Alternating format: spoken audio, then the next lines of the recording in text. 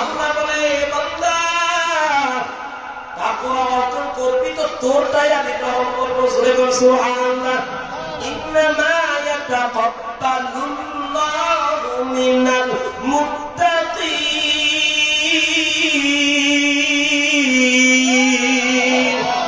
আল্লাহ বলে যে তাকওয়া অর্জন করবে তারটাই গ্রহণ করবো। জোরে বলেন সুবহানাল্লাহ। তাকওয়া নিয়ে নামাজ পড়বি তোর নামাজ আমি আল্লাহ কবুল করে নিব। তাকওয়া নিয়ে রোজা রাখবি তোর রোজা আমি কবুল করে নিব। তাকওয়া নিয়ে এই বান্দা সিজদা দে তোর সিজদা আমি কবুল করে নিব।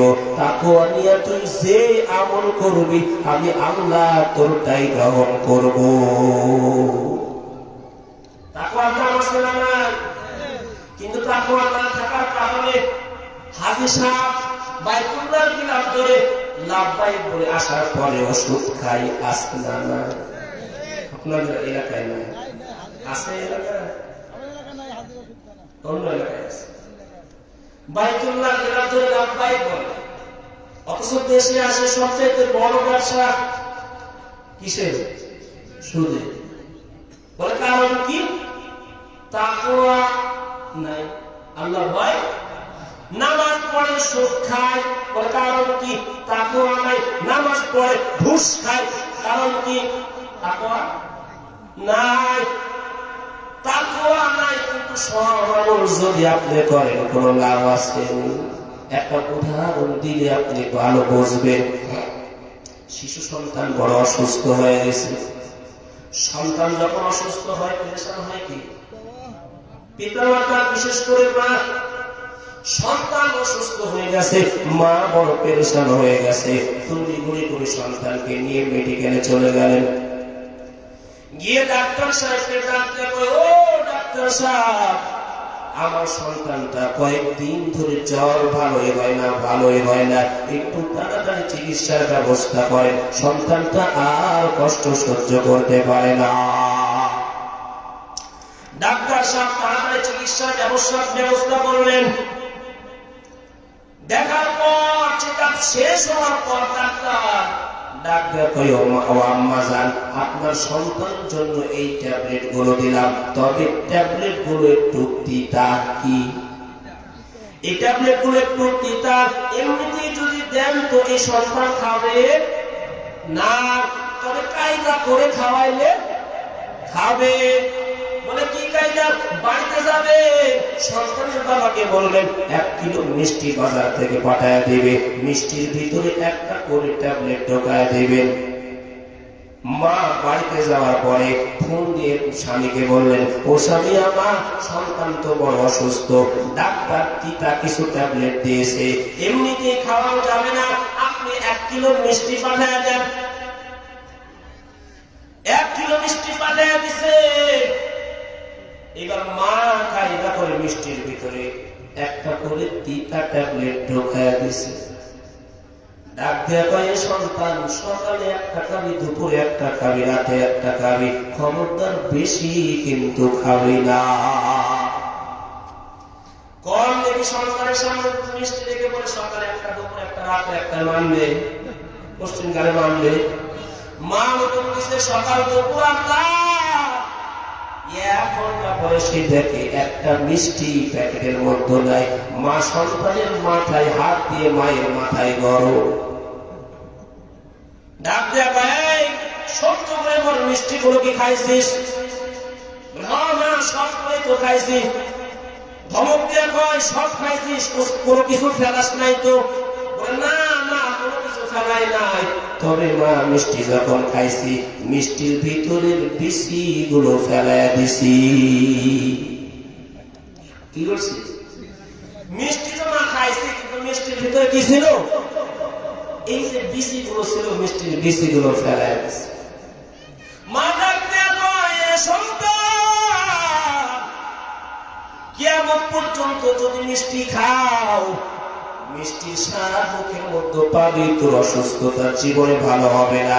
এরে হাজী সাহেব, একবার নয়, 2 বার নয়, 1000 বার যদি বাইতুল্লাহ গিয়ে লাভবাহিক বলো, সারাটা জীবন যদি 5 ওয়াক্ত নামাজ আদায় করো, সারাটা জীবন যদি রোজা আদায় করো, সারাটা জীবন যদি যাকাত আদায় করো, সমস্ত আমল যদি করো, কিন্তু তাকওয়ার মেডিসিন যদি অন্তরে না থাকে কিয়ামত পর্যন্ত সিজদা দিবি কিন্তু সিজদা গ্রহণযোগ্য হবে না।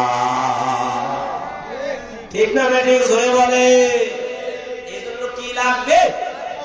তাকওয়া লাগবে। অর্জন করবো তো ইনশাআল্লাহ। আমার কথা কি বুঝতেছেন আপনারা? কোন সমস্যা হচ্ছে না তো? সমস্যা হলে বলবেন হুজুর বুঝতেছি না। তাহলে কি অর্জন করতে হবে? তাকওয়া অর্জন। সাহাবায়ে কেরামের তাকওয়ার দিকে একটু যাই, কি বলেন?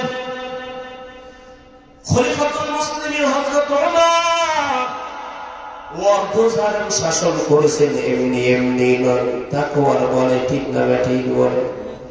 ওমরের শাসন আমলে এত র্যাবের প্রয়োজন পড়ে নাই, পুলিশের প্রয়োজন পড়ে নাই, নারীরাও নির্দ্বিধায় নিশ্চিন্তায় রাস্তায় হাঁটছে। আজকে বাংলার জমিনে আমাদের নারীরা যদি একা একা রাস্তায় যায়, বলেন শগুনের দলদের কি করবে? কি করবে বলেন? রাখবে? কিন্তু ওমর এমন একজন শাসক, ওমরের আমলে নারীরাও রাস্তায় যেভাবে চলেছে, পুরুষরাও সেভাবেই চলেছে। সুবহানাল্লাহ বলে। কারণ কি?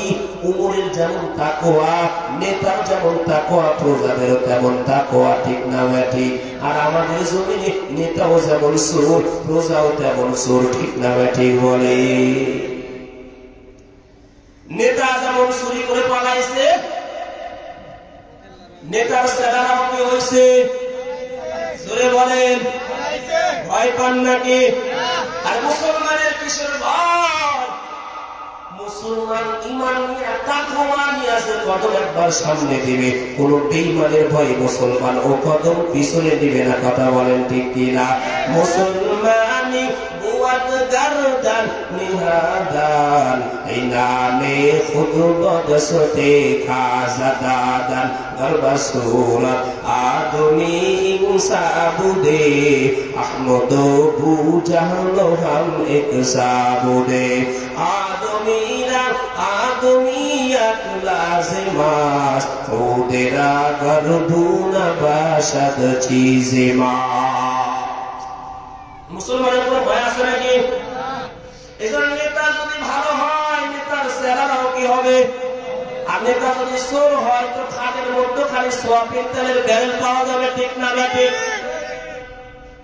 চিন্তা করেন, এই জমিনে যদি আপনি ভালোই হইতেন, যাই নামাজ বিছায়া তাহাজ্জুদের নামাজ পড়েন, এটাও শুনেছি। যদি তাহাজ্জুদ বুঝার বেলায় হন, তাহলে গোপনে গোপনে চুরির মতো কেন পালাইলে?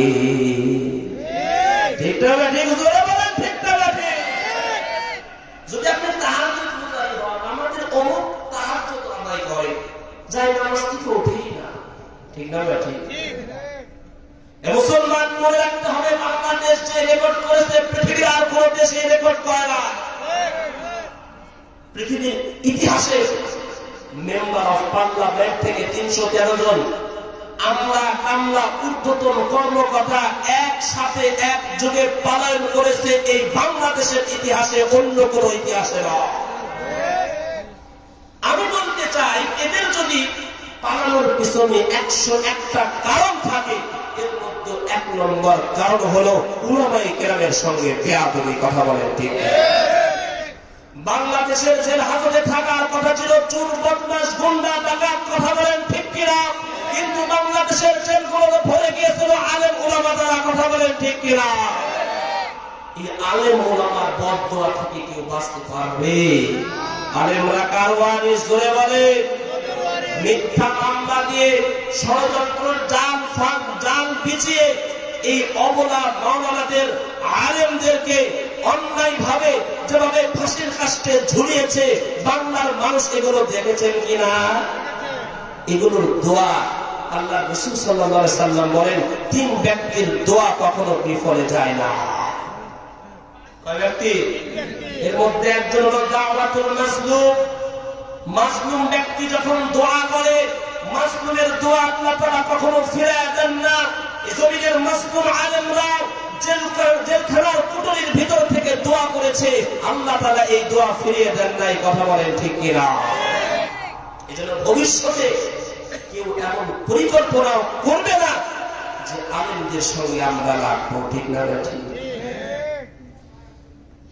জুমার লক্ষ কোটি দূরত বর্ষিত হোক, যাকে সৃষ্টি না করলে পৃথিবীর কিছুই সৃষ্টি করা হতো না, এমনকি আমাদেরকেও সৃষ্টি করা হতো না। সেই মহামানব মুক্তির দূরত দোলানে আমিনা মুহাম্মদ মুস্তাফা আহমদ মুস্তাফা, সকলে বলি সাল্লাল্লাহু আলাইহি ওয়াসাল্লাম। প্রিয় উপস্থিতি, বলেন তো আপনারা যারা এখানে এসেছেন, আপনাদেরকে জোর করে নিয়ে আসা হয়েছে না আপনারা নিজের থেকে এসেছেন? আর একটু জোরে বলেন, নিজের থেকে এসেছেন না জোর করে নিয়ে এসেছেন? আচ্ছা, এখানে কোনো খাবারের ব্যবস্থা আছে? হ্যাঁ, তাহলে আমরা কেন এসেছি? একমাত্র আল্লাহকে খুশি করতে, আল্লাহর মহব্বতে এসেছি, ঠিক না ঠিক? যদি আল্লাহর মহব্বতে আসি, একটু আওয়াজ করে আরো জোরে আরেকবার বলি আলহামদুলিল্লাহ। কেন জোরে বলতে হবে? কারণ মুসলমানের আওয়াজ হবে সিংহের মতো না শেয়ালের মতো? কারণ তো সিংহের মতো আওয়াজ হবে। 13 জন নওজোয়ান আওয়াজ দিয়েছে, তো নাফরমানরা 7 সমুদ্র 13টি পার হয়ে পালাতে বাধ্য হয়েছে, কথা বলেন ঠিক কিনা? যখনই আমি বিশেষ করে যুবকদের উদ্যোগে কোন মাহফিল দেখি, তো আমার দিলটা ভরে যায়। কেন? এই যুবকরা 5 আগস্টে এমনিতেই নেমেছে নিজেদের অধিকারটা নিজেদের করে নেওয়ার জন্য, ঠিক না ঠিক? অমরিক চেতনা নিয়ে নামে নাই, বরং নিজেদের অধিকার ছিনে নেওয়ার জন্য নেমেছে। তাতেই যদি স্বৈরাচারের এইরকম পতন হয়, যদি বাংলার জমিনে এই সমস্ত যুবকরা যদি উমরিক চেতনা নিয়ে, খালেদ বিন ওয়ালিদের চেতনা নিয়ে ময়দানে নামে, কোন নাস্তিক মুরতাদ টিকে থাকতে পারবে না, কথা বলেন ঠিক কিনা? এই জন্যই আমি আনন্দিত হই যে যুবকদের উদ্যোগে কি হচ্ছে, মাহফিল হচ্ছে। আগে দেখা যেত যে যুবকদের উদ্যোগে কনসার্ট হচ্ছে, নর্তকীদের নিয়ে এসে সেখানে নাচ গানের ব্যবস্থা করা হয়েছে। আলহামদুলিল্লাহ, এখন যুবকরা বুঝতে শিখেছে না, আসলে ওইটা আমাদের জিন্দেগি নয়, আমাদের জিন্দেগি তো গড়বো মুহাম্মদুর রাসূলুল্লাহর আদর্শ দিয়ে, কথা বলেন ঠিক কিনা? এই জন্য আজকে দেখলাম একটা টাটকা নিউজ, নীলফামারীতে একটা মসজিদের পাশে কনসার্টের ব্যবস্থা করেছে। তাওহীদি জনতা এবং যুবকরা বড় বড় লাঠি নিয়ে সেখানে উপস্থিত হয়ে গেছে এবং কনসার্ট বন্ধ করে দিয়েছে। এজন্য গোয়ালন্দার যুবকরা প্রস্তুত থাকতে হবে। আগামীতে বাংলার জমিনে কোনো নর্তকীদের নাচ গান হবে না, বাংলার জমিনে কোনো কনসার্ট হবে না, বরং শাহজালালের পুণ্যভূমিতে ওয়াজ হবে, কোরআনের কথা হবে, আল্লাহ এবং আল্লাহর রাসূলের বরত্বের ঘোষণা হবে, কথা বলেন ঠিক কিনা? কারণ এদেশ 95% মুসলমানের দেশ। মুসলমানের দেশে মুসলমানের কোরআনের কথা হবে। তবে হ্যাঁ, এই মুসলমানের দেশ হলে কি হবে, কিন্তু মুনাফিকে ভর্তি, ঠিক না ঠিক? এজন্য যখন আপনি কোরআনের আয়োজন করতে যাবেন, আগে থেকে প্রস্তুতি নিয়ে থাকতে হবে, যাতে মুনাফিকরা ডিস্টার্ব করতে না পারে। মুনাফিকরা শুধু এখন ডিস্টার্ব করতেছে এমন না, বরং 1400 বছর আগে নবী যখন কোরআনের কথা বলেছে, সাহাবায়ে কেরাম যখন কোরআনের কথা বলেছে, তখন আবু জাহেল, উতবা, শাইবার মতো বেঈমানরা, আবু জাহেল, উতবা, শাইবার মতো কাফেররা নবীজির কোরআনের বাধা দেওয়ার জন্য প্রস্তুত হয়ে গিয়েছিল, কথা বলেন ঠিক কিনা? এজন্য আগে থেকে প্রস্তুতি নিয়ে থাকতে হবে, যাতে আবু জাহেলের উত্তর শরীরা একটু কাছামুচু করতে না পারে, ঠিক না ঠিক? এজন্য যখন দেখবেন যে ওয়াজ মাহফিল হয়, সেখানে 2 শ্রেণীর মানুষ পাওয়া যায়। কয় শ্রেণী? 2 শ্রেণীর মানুষ পাওয়া যায়। এক শ্রেণীর মানুষের কথা আল্লাহ তাআলা 2 শ্রেণীর মানুষের কথাই কোরআনে বলেছেন।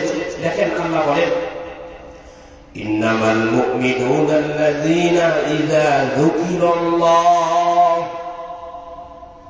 ওয়াজিলাত কুলুবুহুম ওয়া ইযা তুলিয়াত আলাইহিম আয়াতুহু যাদাতুহুম ঈমানা ওয়া আলা রাব্বিহিম ইয়াতাওয়াক্কালুন।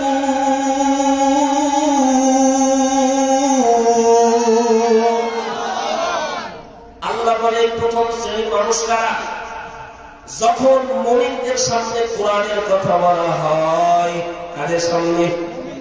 মুমিনদের সামনে যখন কোরআনের আলোচনা করা হয় তো মুমিনদের ঈমান বেড়ে যায়। চিৎকার দিয়ে বলো সুবহানাল্লাহ। এটা মুমিনদের হালাত তৈরি হয়। কাদের হালাত? জোরে বলেন।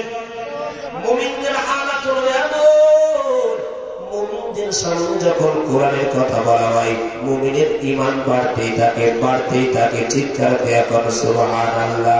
পক্ষান্তরে যারা মুনাফিক, যারা কাফের, তাদের সামনে যখন কোরআনের কথা বলা হয় কাফের বেঈমান মুশরিকরা সহ্য করতে পারে না। কথা বলেন ঠিক কিনা? তাদের কি হালাত হয়? তাদের ব্যাপারেও আমার রব কোরআনের মধ্যে ঘোষণা করেন, ওয়াকালাল্লাযীনা কাফারু লা তাসমাউ লিহাযাল কুরআন ওয়ালগাউ ফীহি লাআল্লাকুম তাগলিবুন।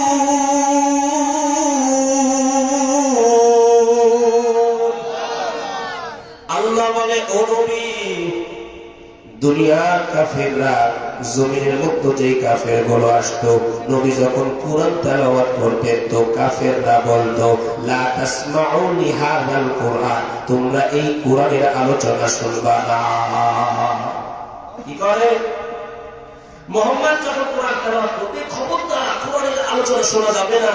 শুনবাই তো না, যেখানে কোরআনের আলোচনা হবে সেখানে বাধা বাতিল তৈরি করবে, সেখানে বাধা দেওয়ার চেষ্টা করবে, যাতে মুহাম্মদ কোরআনের আলোচনা করতে না পারে, যাতে করে আমরা বিজয়ী হতে পারি।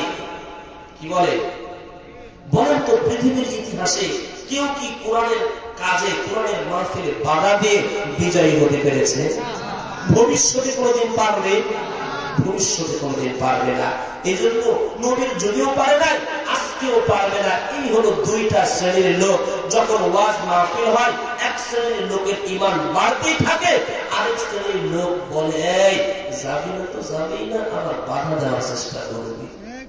কি করবি? বাধা দেওয়ার চেষ্টা করবি।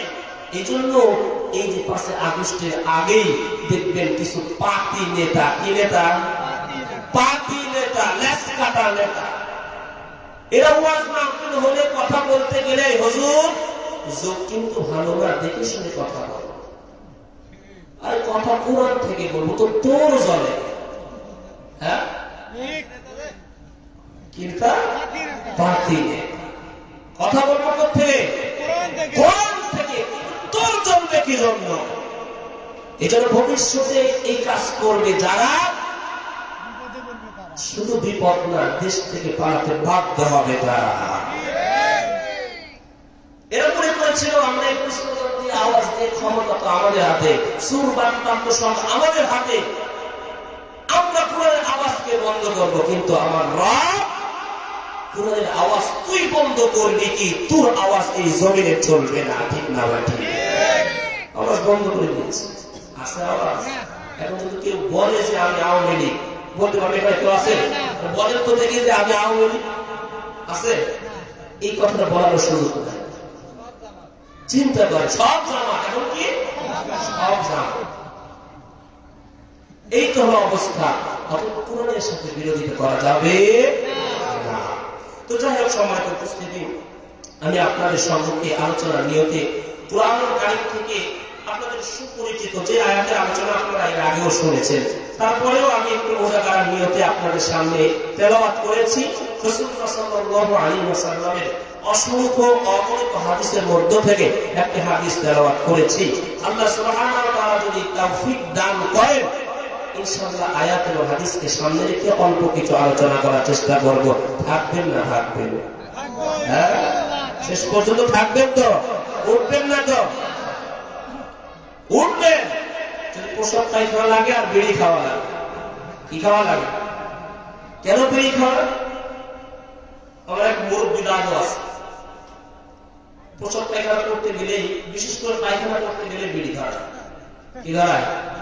আমি বললাম, দাদু কি ব্যাপার, আপনি পায়খানায় গেলে বিড়ি ধরান কেন? কি জানো না, বিড়ি যদি না ধরায় তো পায়খানা ক্লিয়ার হয় না। কি হয় না? ক্লিয়ার হয় না। এখন আপনি কষ্ট করে কেন বসে থাকবেন? পায়খানা করতে গেলে তো আপনাকে বিড়ি ধরাতে হবে। হ্যাঁ আল্লাহ কি এক অবস্থা। বলে পায়খানা করতে বসলে ধরে ঝাঁকুনি দিলেও মেশকের ধন পায়, কি বলে তাই না? ওই বাপরে এমন ঘাম। আর এমন ব্যক্তি যদি নামাজে আপনার পাশে দাঁড়িয়েছে, ওর নামাজও শেষ, আপনার নামাজও শেষ, কারণ শরীর থেকে তো মেশকের ঘাম বেরোচ্ছে। হ্যাঁ, তো এই জন্য উঠবো না তো ইনশাআল্লাহ। আমি আপনাদের সম্মুখে কোরআন কারীমের সূরা আহজাব 33 নম্বর সূরা 70 নম্বর আয়াত তেলাওয়াত করেছি। কয় নম্বর? 70 নম্বর আয়াত তেলাওয়াত করেছি। এই আয়াতের মধ্যে আল্লাহ তাআলা দুইটা বিষয়ে ঈমানদারদেরকে হুকুম দিচ্ছেন। দেখেন আল্লাহ তাআলা আমাদের জন্য কত দয়া পরবশ।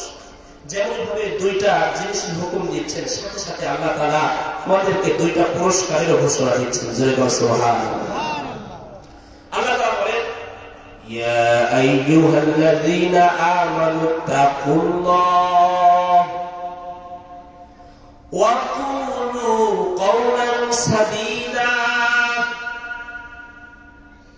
আল্লাহ বলে, হে ঈমানদারগণ, জমিনের মধ্যে যারা ঈমানদার, যারা কি ঈমানদারকে আল্লাহ ডাক দিয়ে বলে ইত্তাকুল্লাহ, তোমরা আমি আল্লাহকে ভয় করো। কাকে ভয় করতে বলে? আমি আল্লাহকে ভয় করো। এক নম্বর কাজ। কয় নম্বর? ওয়াকুলু কওলান সাদীদা, সদা সর্বদা সঠিক কথা বলো, সত্য কথা বলো, সহজ সরল কথা বলো। হুকুম কয়টা? একটা হলো তাকওয়া অর্জন করো, 2 নম্বরে হলো জবানের হেফাজত করো। দুইটা আদেশ দিলেন, বলে দুইটা কাজ করলে কি হবে? আল্লাহর সাথে সাথে পুরস্কারের ঘোষণা দিয়ে দিলেন। কেউ যদি তাকওয়া অর্জন করিয়া চলে আর যদি জবানের হেফাজত করে, আমার রব বলেন ইউসলিহ লাকুম আ'মালাকুম, বান্দা তুই যে আমলগুলো করবি আমি তোর রব তোর আমলগুলো সংশোধন করে দিব। শুধু কি তাই? 1 নম্বরে আমলকে সংশোধন করে দেব। 2 নম্বর ওয়ায়াগফির লাকুম যুনুবাকুম, তুই যে গুনাহগুলো করেছিস বান্দা তোর জীবনের সব গুনাহ আমি রব মাফ করে দিব। দুইটা কাজ করবি, দুইটা পুরস্কার নিবি, সাথে সাথে পুরস্কার। সুবহানাল্লাহ। এরপরেও আমরা করি না, কারণ নগদই তো পাই না। হ্যাঁ, নগদ তো পাই না। একটা সিল মারবো, সাথে সাথে 500। এরকম যদি হয়তো কি করতাম? সাথে সাথে হয়ে যায়। আবার আরেক জায়গায় সিল মারবো, আরেক ঘরে ঢুকে 500, সাথে সাথে নগদে পাচ্ছি। এই নগদটা থেকে কেউ বাকি নেয়। এরপরে আল্লাহ বলে ওয়ামান ইউতিইল্লাহা ওয়া রাসূলাহু ফাকাদ ফাযা ফাওজান আযীমা। যে আল্লাহ এবং আল্লাহর রাসূলের আনুগত্য করবে, আল্লাহ বলে চূড়ান্ত সফলতা একমাত্র তার জন্য। জোরে কর সুবহানাল্লাহ। এরপরে যে হাদিস তেলাওয়াত করেছে, হাদিসের মধ্যে রাসূল বলেন ইন্নাল্লাহা লা ইয়ানজুরু ইলা সুওয়ারিকুম ওয়া আমওয়ালিকুম। রাসূল বলেন আল্লাহ তোমাদের সুরূপ চেহারা কাপড় সুন্দর দেখে না, আল্লাহ তোমাদের সম্পদ দেখে না। বলে দেখে কি? ওয়ালাকি ইয়ানজুরু কুলুবুকুম ওয়ালাকি ইয়ানজুরু কুলুবিকুম ওয়া আমালুকুম। আল্লাহ তোমাদের অন্তর দেখে এবং তোমাদের আমল দেখে। এগুলো আয়াত এবং হাদিসের তরজমা। এই আয়াত থেকে দুইটা বিষয় নিয়েছি, একটা হলো তাকওয়া, একটা জবানের হেফাজত। এই দুইটা বিষয়ে আলোচনা করলে শেষ করে দেব ইনশাআল্লাহ। এইবার আসেন তাকওয়া কি? তাকওয়া মানে হচ্ছে আল্লাহর ভয়। কার ভয়? বলে আল্লাহর ভয়। ভয়ের নাম তাকওয়া। যারা ভয় করে চলে তাদের নাম মুত্তাকি। তাদের নাম কি? মুত্তাকি। তাকওয়া কেন অর্জন করবে? তাকওয়া আমি এই জন্যই অর্জন করব দুনিয়ার মধ্যে আমরা দেখতে পাই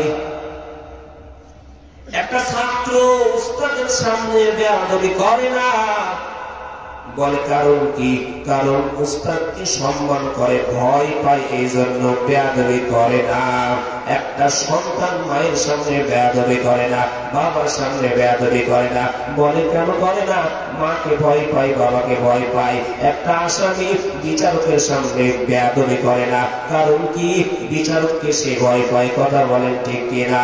জমিনের মধ্যে তাকওয়া সম্পর্কে অর্জন করব, তাকওয়া এই জন্যই অর্জন করব কারণ যারা তাকওয়া আল্লাহর ভয় নিয়ে নিয়ে চলবে, এদের গলায় ছুরি আসবে, একটা গুনাহ কোশ্চিন কালেও করবে না। ঠিক না ঠিক? আর আমার অন্তরে আল্লাহর ভয় নাই, যে কারণে আমি সব গুনাহ করি। যদি তাকওয়া অর্জন করি তো আল্লাহকে ভয় করে চলতাম, কোশ্চিন কালেও বাবা আমার দ্বারা অন্যায় হতো না। কথা বলেন ঠিক কিনা? এই তাকওয়া অর্জন করলে কি লাভ, কি পুরস্কার আল্লাহ দিবে, সবগুলো আজকে বলবো, শুনবেন তো। সর্বপ্রথম তাকওয়ার পুরস্কার আমার আল্লাহ বলে হুদাল্লিল মুত্তাকিন।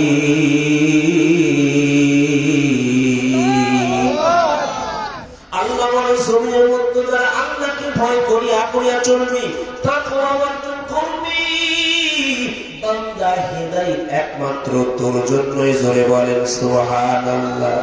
এই নবীর আশিকের দল, তাকওয়া অর্জন করবি তো হেদায়েত প্রাপ্ত হবে। হেদায়েত প্রাপ্ত না হইলে আল্লাহ রাস্তায় চলা বড় কঠিন। তাহলে এক নম্বরে পুরস্কার কি? তাকওয়াওয়ালারা হেদায়েত প্রাপ্ত হবে। দুই নম্বরে পুরস্কার আল্লাহ বলেন ওয়াল আকিবাতু লিল মুত্তাকিন।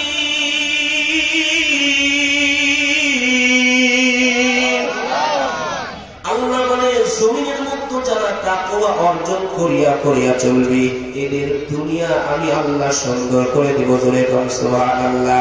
তাকওয়াওয়ালার আখিরাত আমি সুন্দর করে দিব, তাকওয়াওয়ালার বার্ধক্য সুন্দর করব আমি। তাকওয়াওয়ালার যুবক বয়সের যে জীবনটা সুন্দর করব আমি।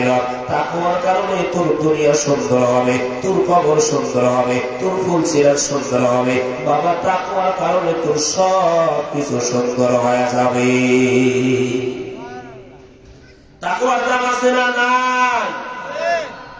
এ মুসলমান নবীর আশিকের দল, আল্লাহ তাআলা এত পরিমাণ তাকওয়ার পুরস্কারের কথা বলেছে যেগুলোর সঙ্গে অবাক হয়ে যাব। আবার রব বলে জমিনের মধ্যে সমস্ত মুমিনগুলো আমার বন্ধু। আল্লাহু ওয়ালিয়্যুল্লাযীনা আমানু। আল্লাহ বলে জমিনের মধ্যে যত মুমিন, সমস্ত মুমিনের বন্ধু আমি আল্লাহ। কে জোরে বলেন? কিন্তু সমস্ত মুমিন আমার বন্ধু না। দেখছেন কারবার? দুনিয়াতে যত মুমিন আছে সমস্ত মুমিন আমি আল্লাহর বন্ধু, কিন্তু আমার বন্ধু কি? আল্লাহ বন্ধু কি? আল্লাহ এবার কোরআনের মধ্যে জানায় দেন ইন আউলিয়াউহু ইল্লাল মুত্তাকুন।